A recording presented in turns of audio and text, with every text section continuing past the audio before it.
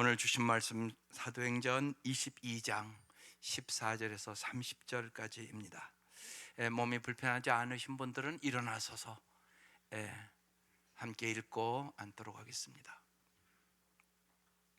시작. 그가 또 이르되 우리 조상들의 하나님이 너를 택하여 너로 하여금 자기 뜻을 알게 하시며 그 의인을 보게 하시고 그 입에서 나오는 음성을 듣게 하셨으니 내가 그를 위하여 모든 사람 앞에서 내가 보고 들은 것의 증인이 되리라. 이제는 왜 주저하느냐? 일어나 주의 이름을 불러 세례를 받고 너의 죄를 씻으라 하더라. 후에 내가 예루살렘으로 돌아와서 성전에서 기도할 때 황홀한 중에 봄에 주께서 내게 말씀하시되 속히 예루살렘에서 나가라. 그들은 내가 내게 대하여 증언하는 말을 듣지 아니하리라 하시거늘 내가 말하기를 주님, 내가 주를 믿는 사람들을 가두고 또 각 회당에서 때리고 또 주의 증인 스데반이 피를 흘릴 때 내가 곁에 서서 찬송하고 그 죽이는 사람들의 옷을 지킨 줄 그들도 아나이다. 낫더러 또 이르시되 떠나가라. 내가 너를 멀리 이방인에게로 보내리라 하셨느니라. 이 말하는 것까지 그들이 듣다가 소리질러 이르되 이러한 자는 세상에서 없애버리자 살려둘 자가 아니라 하여 떠들며 옷을 벗어 던지고 티끌을 공중에 날리니 천부장이 바울을 영내로 데려가라 명하고 그들이 무슨 일로 그에 대하여 떠드는지 알고자 하여 채찍질하며 신문하라 한데 가죽줄로 바울을 매니 바울이 곁에 있는 백부장 떨어 이르되 너희가 로마 시민권 지는 자를 죄도 정하지 아니하고 채찍질할 수 있느냐 하니 백부장이 듣고 가서 천부장에게 전하여 이르되 어찌하려 하느냐 이는 로마 시민이라 하니 천부장이 와서 바울에게 이르되 내가 로마 시민이냐? 내게 말하라. 이르되 그러하다. 천부장이 대답하되 나는 돈을 많이 들여 이 시민권을 얻었노라. 바울이 이르되 나는 나면서부터라 하니 신문하던 사람들이 곧 그에게서 물러가고 천부장도 그가 로마 시민인 줄 알고 또 그 결박한 것 때문에 두려워하니라. 이튿날 천부장은 유대인들이 무슨 일로 그를 고발하는지 진상을 알고자 하여 그 결박을 풀고 명하여 제사장들과 온 교회를 모으고 바울을 데리고 내려가서 그들 앞에 세우니라. 아멘. 정말 한 주간 제목만이라도 여러분이 깊이 묵상하고 살면 삶은 반드시 변합니다. 예수 믿는 사람들은 자신을 위하여 사는 사람들이 아니라 예수님을 위하여 살기로 결단한 사람입니다. 이게 예수 믿는 사람입니다. 그래서 사도 바울은 로마서 14장에 이걸 자세히 우리에게 기록해서 증거하고 있습니다. 우리 중에 누구든지 자기를 위하여 사는 자가 없고 자기를 위하여 죽는 자도 없도다.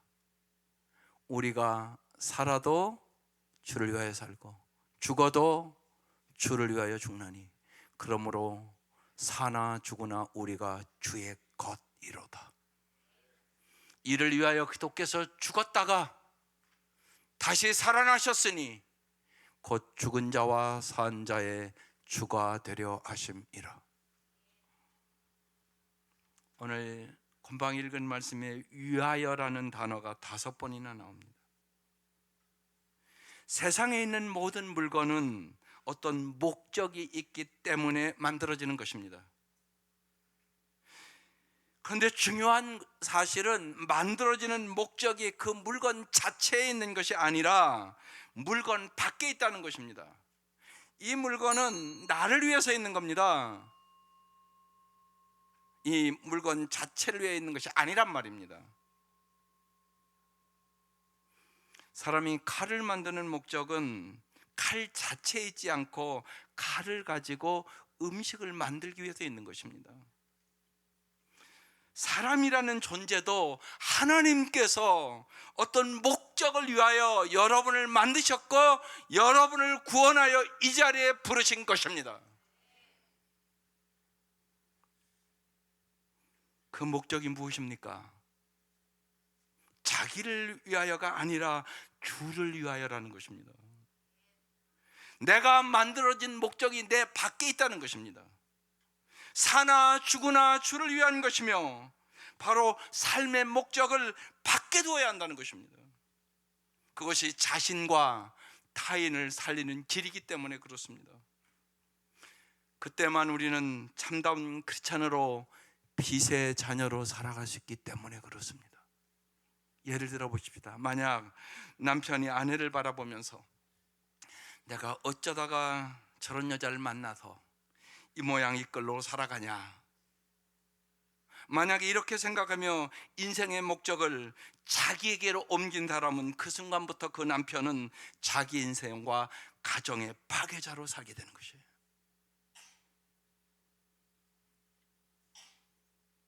여러분의 가정을 보면 그런 가정들이 종종 있단 말입니다. 많다는 말입니다.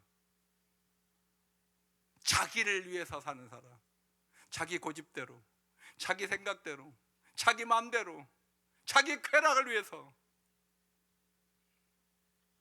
이런 분도 있습니다. 심지어는 아내에게 10,000원 주는 건 힘들어 하는데요, 매주 가서 골프 칩니다. 골프 10,000원에 칩니까? 그래서 그 가정이 죽습니다. 이게 자기를 위하여 사는 사람들의 삶이란 말입니다. 그래서 오늘 말씀의 제목을 한 주간 동안 꼭 묵상하고 살아가시기를 바랍니다. 우리는 누구냐? 오직 예수를 위하여 사는 사람. 이게 크리스찬의 정의입니다. 오늘 주님이 그 얘기를 하는 거예요. 첫 번째, 주님이 먼저 우리를 택하셨다는 것입니다. 14절 같이 읽겠습니다. 그때 아나니아가 내게 말하였습니다. 우리 조상의 하나님께서 당신을 택하셔서 자기의 뜻을 알게 하시고 그 의로우신 분을 보게 하시고 그분의 입에서 나온 음성을 듣게 하셨습니다. 하나님의 은혜로 바울을 선택하시고 바울로 예수님을 알게 하시고 보게 하시고 듣게 하셨다는 것입니다. 바울의 의지나 노력의 결과가 결코 아니라는 것입니다. 그것은 모두 하나님께서 베푸신 하나님의 은혜였다는 것이에요. 오늘 여러분 분명히 하나님의 은혜로 이 자리에 앉아 있는 것입니다. 예수님이 바울을 먼저 찾아오신 것입니다. 바울을 만나주신 것입니다. 여러분도 동일하단 말입니다. 그것이 요한복음 15장 16절에 써놓은 말씀입니다. 같이 읽겠습니다. 너희가 나를 택한 것이 아니라 내가 너희를 택하여 세운 것이다. 우리가 예수를 믿는 것은 우리의 노력이나 우리의 의나 우리의 연구와 우리의 지식으로 된 것 같지만 정작 예수를 내가 진짜 만나고 보니까 예수님이 우리를 이 땅에 오셔서 만나 주신 것입니다. 그래서 나의 나된 것은 하나님의 은혜라고 얘기하는 거예요. 특별히 올 한 해를 은혜로 마칠 수 있기를 바라요. 그래 여러분이 행복해지는 거야. 올 한 해도 하나님의 은혜로 나를 사랑해 주시고 그래도 이만큼 살게 해 주시고 이만큼 인도해 주시고 주님 나의 나된 것은 하나님의 은혜입니다. 이 고백으로 이 한 해를 잘 마무리 짓고 새해를 출발할 수 있기를 주의 이름으로 축원합니다. 로마서 5장 8절에 주님이 우리를 얼마나 사랑하는지 이렇게 기록되어 있습니다. 같이 읽겠습니다. 그러나 우리가 아직 죄인 되었을 때 그도께서 우리를 위하여 죽으셨습니다. 이리하여 하나님께서 우리들에 대한 자기의 사랑을 확증하셨습니다. 그런 얘기입니다. 주님의 사랑을 믿으시기를 바라요. 주님이 여러분을 독생자를 십자가에 죽이시기까지 사랑했으니 주님은 반드시 여러분을 잘되게 하실 것입니다. 우리가 먼저 예수님을 사랑한 것이 아니라 주님이 먼저 우리를 사랑해 주셨습니다. 따라서 예수를 만난 사람은 모든 것의 의미가 이전과 달라지게 되는 것이에요. 예수를 위하여 살게 되는 것입니다. 그래서 참된 삶은 만남에 있다고 말씀하는 것입니다. 두 번째, 만남을 준비하신 하나님입니다. 15절 시작. 당신은 그분을 위하여 모든 사람에게 당신이 보고 들은 것을 증언하는 증인이 될 것입니다.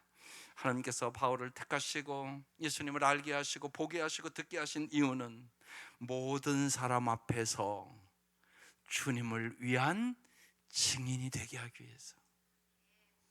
여러분, 우리도 동일하단 말입니다. 여러분, 정말입니다. 여러분의 가정에 누구 때문에 불행하고 그렇다면 그분은 반드시 예수를 모르는 사람이에요. 예수를 진짜 아는 사람은 반드시 내 아내도 행복하게 하고 내 남편도 행복하게 하고 내 자녀도 행복하게 합니다. 예수를 진짜 아는 사람은 그럴 수밖에 없는 거예요. 예수가 그런 분이란 말입니다. 그래서 주 예수는 부귀영화와 바꿀 수 없는 분이라는 거예요. 여러분, 부귀영화가 있다고 행복한 것이 아니라는 것은 여러분이 알잖아요. 돈이 많은데 하나도 행복하지가 않습니다. 집이 넓은데 안 행복합니다. 좋은 차 타고 다니는데 안 행복합니다. 연속곡 얘기가 다 그 얘기입니다. 근데 진짜 예수를 만나고 알면 예수의 은혜가, 예수의 사랑이, 예수의 진리가, 주님의 그 놀라운 사랑들이 내 마음에 차면 첫째는 내가 행복해지고 가정을 행복하게 하시는 능력이 생기는 것입니다. 그래서 주님은 너희들이 정말로 예수를 알고 예수를 사랑하고 예수의 증인이 됐으면 좋겠다고, 그리고 정말로 너희의 자녀들에게 예수를 잘 가르쳐 주라고, 그래야 진짜 행복하다고, 그 얘기를 지금 얘기하는 것이에요. 정말로 예수의 증인으로 여러분이 부름받았음을 꼭 깨닫고 정말로 예수를 더욱 알아가고 예수를 더욱 사랑하고 주님의 말씀대로 살아감으로 여러분과 여러분의 자녀들이 반석 위에 인생의 집을 짓기를 주의 이름으로 축원합니다. 16절, 그러니 이제 망설할 까닭이 어디 있습니까? 아나니아가 지금 바울에게 얘기하는 거예요. 일어나 주님의 이름을 불러서 세례를 받고 당신의 죄 씻음을 받으십시오. 하나님의 증인으로 부름받은 바울에게 이제 남은 것은 주님의 이름으로 죄 씻음의 세례를 받는 것이었습니다. 여기 거의 다 모든 분들 세례 받으셨습니다.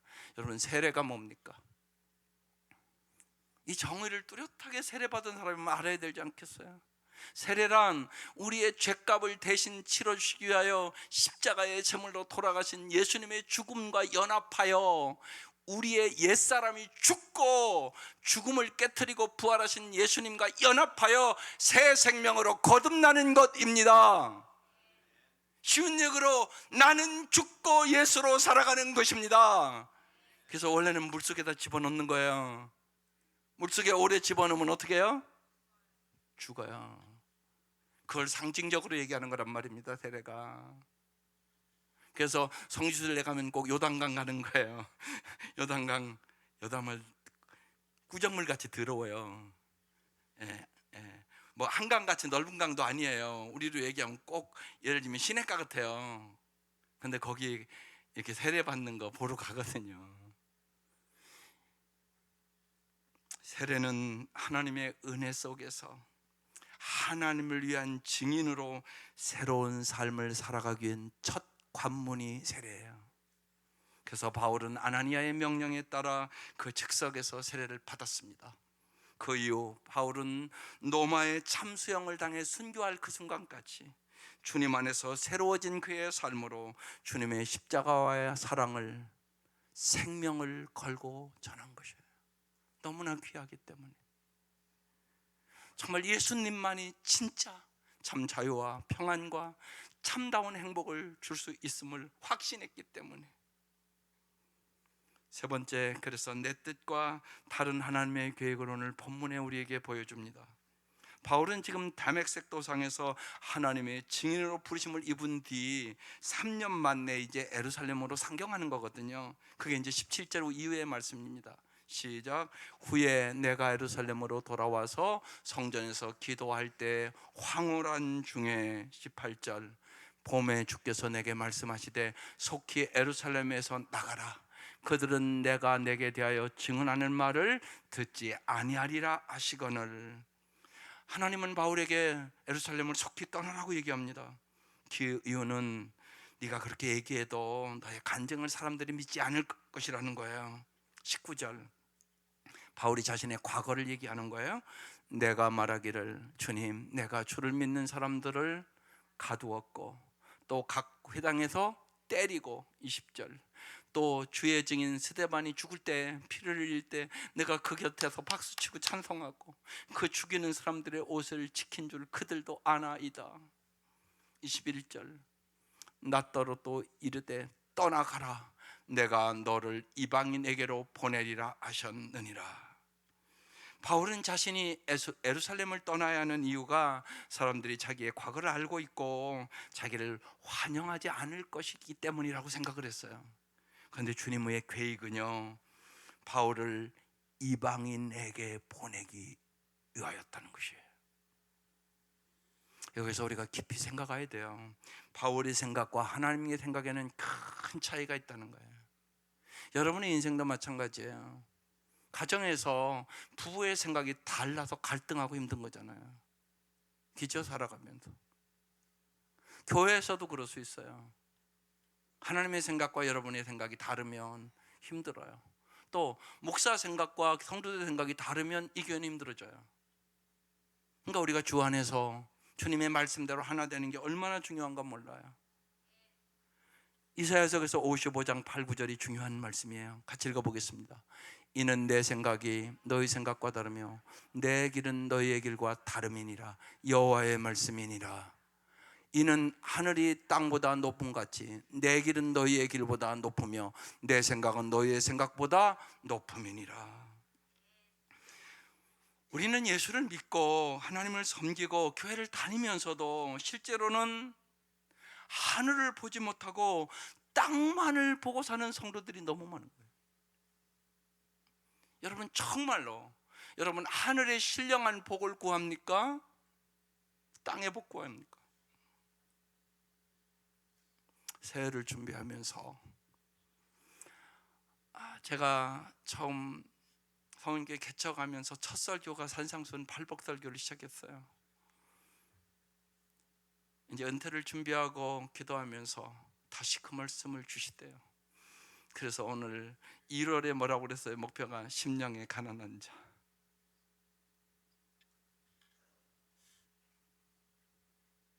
그래서 저는 이미 새해 준비하며 기도 시작했죠. 하나님 꼭 새해 꼭 원선도들에게 산상수훈의 팔복을 경험하게 주시옵소서. 그게 진짜 복이란 말이에요. 진짜 복, 영원한 복이란 말입니다. 우리가 성경을 보면서도 제대로 성경을 보지 못하고 내 상황, 내 형편, 내 선입관, 내 가치관 속에 살아가는 사람들이 많습니다. 이처럼 하나님의 뜻을 우리가 이해하지 못할 때 우리는 끊임없이 섭섭함, 원망, 불평, 좌절, 낙심이 생기는 것이에요. 그래서 순종에는 두 가지가 있는 겁니다. 말씀에 순종하는 것, 또 하나는 환경에 순종하는 것. 아나니아가 하나님께서 바울을 안수하고 눈을 뜨게 하라고 말씀하십니다. 하나님에게 말씀하실 때 아나니아는 이해가 되지 않는 거예요. 하나님, 저 바울이란 작자가 성도들을 핍박하고 결박권 권세를 가지고 있고 스데반이 죽일 때 옆에서 찬성하고 나의 사랑하는 형제들이 저 바울이라는 존재 때문에 얼마나 많은 고통을 당했는데 하나님 저한테 가서 안수하고 눈을 뜨게 하라고 축복하라고 말하십니까? 여러분 같으면 하겠습니까? 그런데요, 이 아나니아가 대단한 사람이에요. 지난주에도 말씀을 나눴지만 가서 뭐라고 불러요? 원수 사오라 이래야 되거든요. 형제 사오라 이렇게 불러요. 그리고 안수하고 눈을 뜨게 합니다.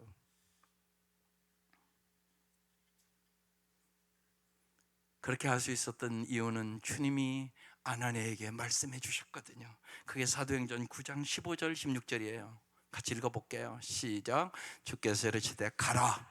이 사람은 내 이름을 이방인과 임금들과 이스라엘 자손들에게 전하기 위하여 택한 나의 그릇이라. 그가 내 이름을 위하여 얼마나 고난을 받아야 할 것을 내가 그에게 보이리라. 이 하나님의 음성을 딱 듣고요, 아나니아는 말씀대로 순종했다는 것이에요. 아나니아는 기도의 사람이었습니다. 여러분 정말이에요.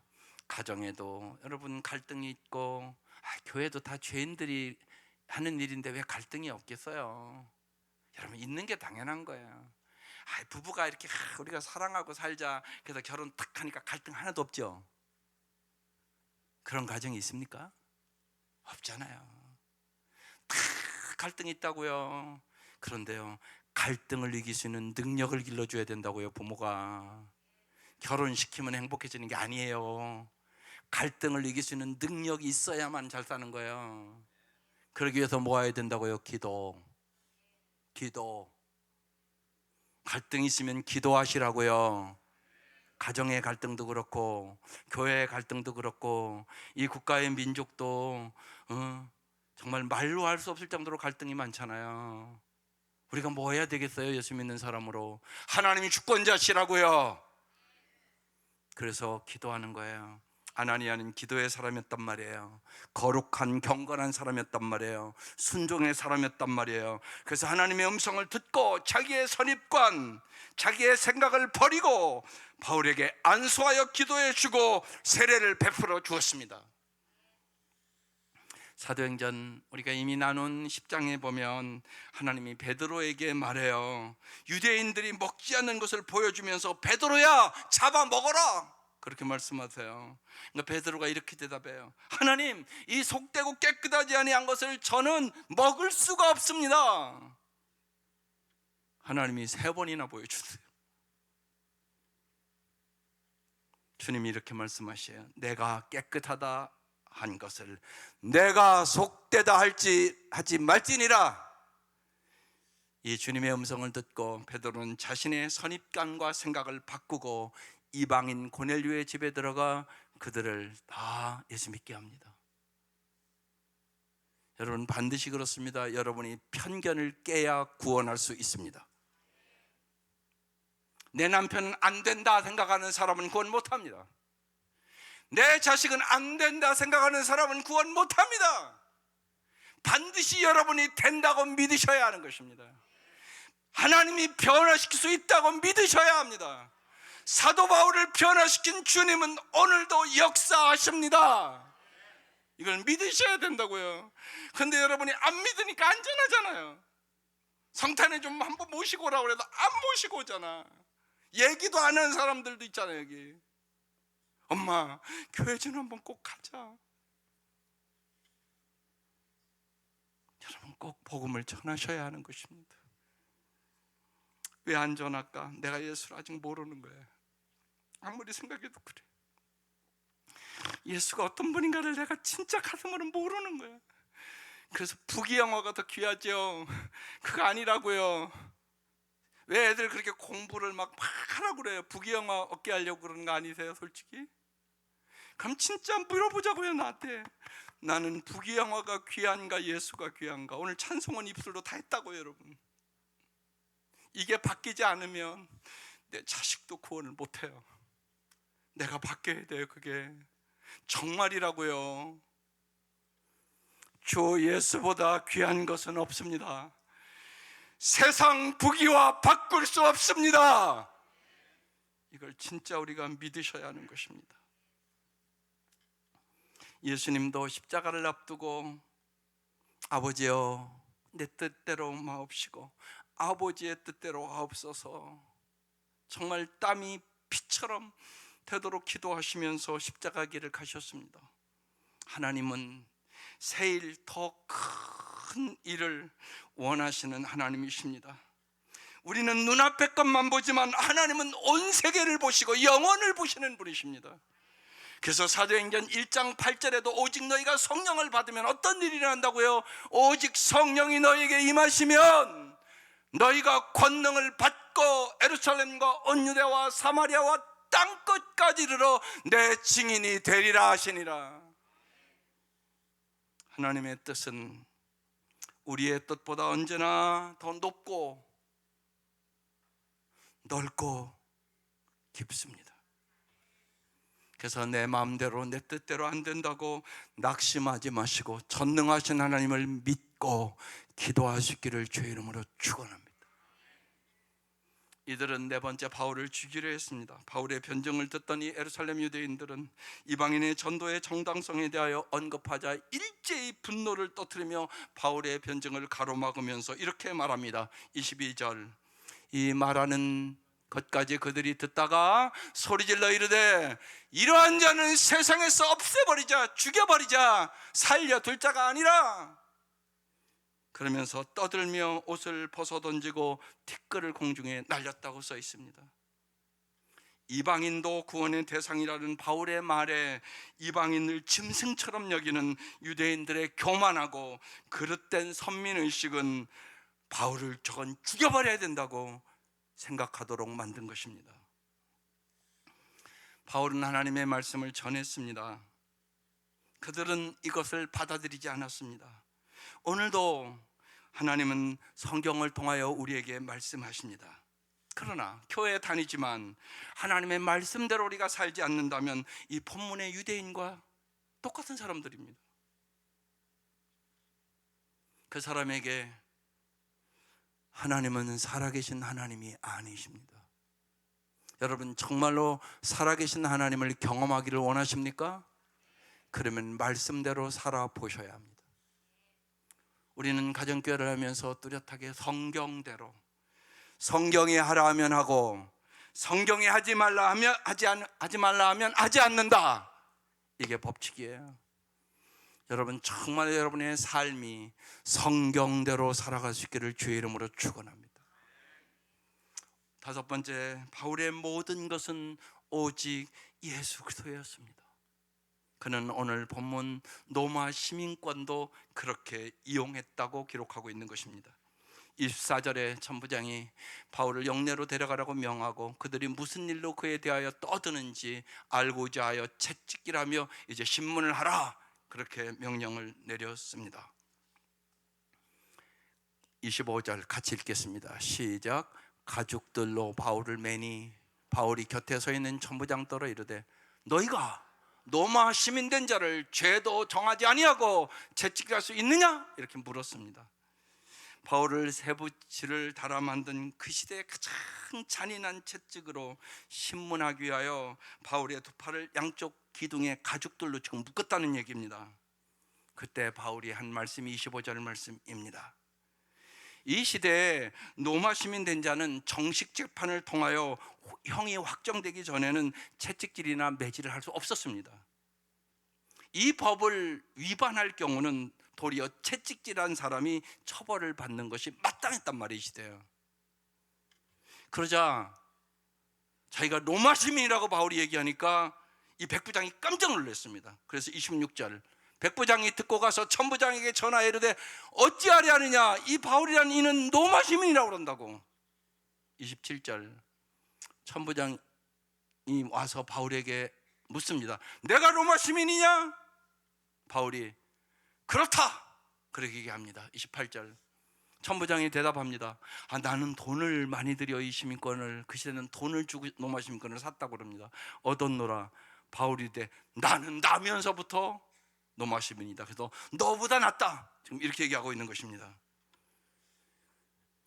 29절, 신문에 했던 사람들이 곧 그에게서 물러가고 천부장도 그가 이제 로마 시민인 줄 알고 그 결박한 것 때문에 자기가 이제 벌 받을까 봐 뭐 했다고요? 두려워하니라. 그리고 오늘 30절에 이튿날 천부장은 유대인들이 무슨 일로 그를 고발하는지 진상을 알고자 하여 그 결박을 풀고 명하여 제사장들과 온 교회를 모으고 바울을 데리고 내려가서 그들 앞에 세우니라. 이렇게 끝납니다. 그런데 여기서 우리가 깊이 생각해야 될 것이 있습니다. 바울은 주님의 부르심을 받고 그토록 자랑거리로 삼았던 세상 것들을 바울은 배설물처럼 여겼다고 빌립보서 3장 8절에 기록되어 있습니다. 바울은 예수 그리스도를 아는 지식이 가장 가치 있기 때문에 내가 이전에 세상에 쫓았던 부귀영화를 다 배설물 것처럼 버리노라. 그게 오늘 여러분이 주 예수보다 귀한 것이 없네, 세상 부귀와 바꿀 수 없는 그 찬양인 겁니다. 여러분도 그렇습니까?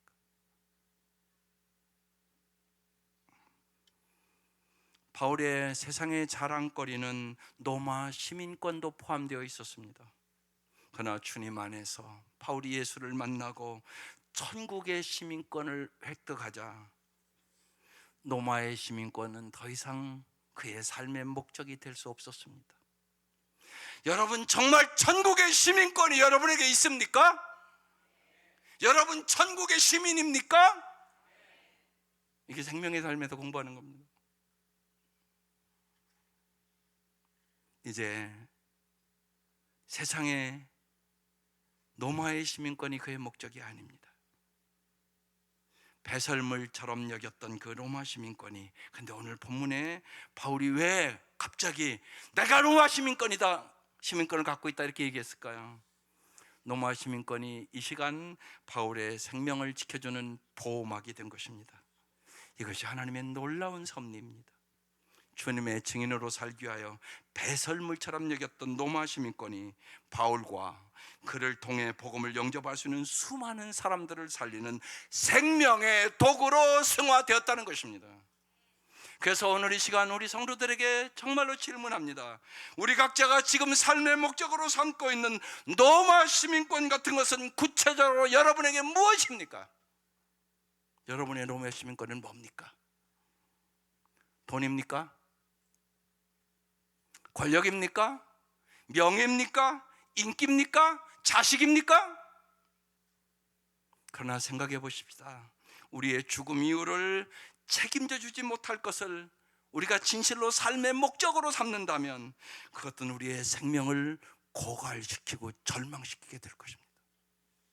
그 모든 것은 반드시 여러분이 내려놓아야 하는 순간이 온단 말입니다. 영원한 길이요 진리요 생명이신 주님 앞에서 이 세상의 돈도 명예도 권력도 한갓 배선물에 지나지 않을 날이 반드시 옵니다. 하지만 주님을 삶의 목적으로 모신 주님의 증인들에게는 바울처럼 그것을 어떻게 사용하느냐에 따라 배설물이 생명의 보호막이 되기도 하고 생명의 도구로 승화되는 것입니다. 바울은 자신의 신분, 로마 시민권을 이용해서라도 오직 예수 그리스도의 복음을 전하기를 원했던 것입니다. 그래서 고린도전서 2장에 이런 고백을 하는 것입니다. 같이 읽어보겠습니다. 시작. 형제들아, 내가 너에게 나아가 하나님의 증거를 전할 때 말과 지혜 아름다운 것으로 아니하였나니 내가 너희 중에서 예수 그리스도와 그가 십자가에 못 박힌 것 외에는 아무것도 알지 아니하기로 작정하였습니다. 여러분에도 오늘 이 작정이 있기를 바랍니다. 그리스도인의 영성은 자신이 목적으로 삼았던 세상 것들을 배설물처럼 버리는 것부터 시작되는 것입니다. 우리는 모두 다 오늘 이 아침 예수의 마음을 가지러 온 겁니다. 예수의 마음은 빌립보서 2장에 써 있습니다. 자기를 비우는 마음, 자기를 낮추는 마음, 자기를 죽이는 마음. 주 예수의 마음을 품고 살아라. 빌립보서의 핵심적인 메시지입니다. 그리스도인의 믿음은 언제 어디서나 목적과 수단을 바르게 분별해야 하는 것입니다. 여러분의 시간, 여러분의 물질, 여러분의 재능을 어떤 목적으로 사용하고 살기를 원하십니까? 크리스찬은 오직 예수님만을 위하여 살기로, 오직 예수님만을 증거하기로 부름받은 사람들인 것입니다. 오직 길이요 진리요 생명이신 주님만을 삶의 목적으로 모신 주님의 증인으로 살아감으로 배설물과 같은 나의 세상의 것들이 오히려 사람을 살리는 생명의 도구로 진실로 승화될 수 있기를, 당신이 물질을 나누어 주므로, 사랑을 나누어 주므로, 정말 이웃 사람들에게 주님의 은혜를 나누어 주므로 당신 때문에 내가 구원받았고 내 삶이 아름답게 됐다고, 정말로 이런 사람들이 여러분 주위에 매년 늘어날 수 있기를 주의 이름으로 축원합니다. 기도드리겠습니다. 이 시간 1분 동안 결단의 시간입니다. 나는 오직 예수님만을 위하여 사는 사람이야. 오늘 이 시간 주님은 이 고백을 원하시는 거예요. 오직 세상 것을 예수님을 증거하는 기회로 사용하게 하여 주셔서 나를 하나님 정말로 축복의 통로로 삼아 주옵소서. 기도하십시다.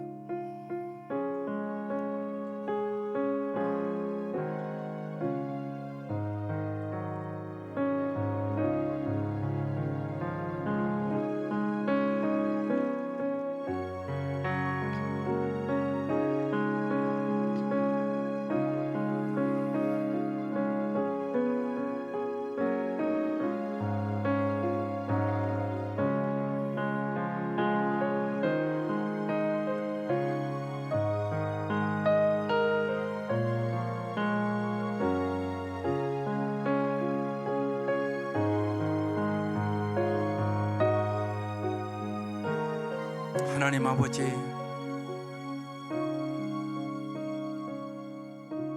우리의 모든 것 진실로 주님이 주신 것인데, 주님이 주신 시간도, 주님이 주신 물질도, 주님이 우리에게 주신 은혜도 이제는 나 자신만을 위하여 살지 않도록 도와주시고, 이 땅에서 주님이 원하시는 그곳에, 주님의 마음이 있는 그곳에 주께서 주신 것을 아름답게 사용할 수 있도록 저희들을 축복의 통로로 삼아 주시옵소서.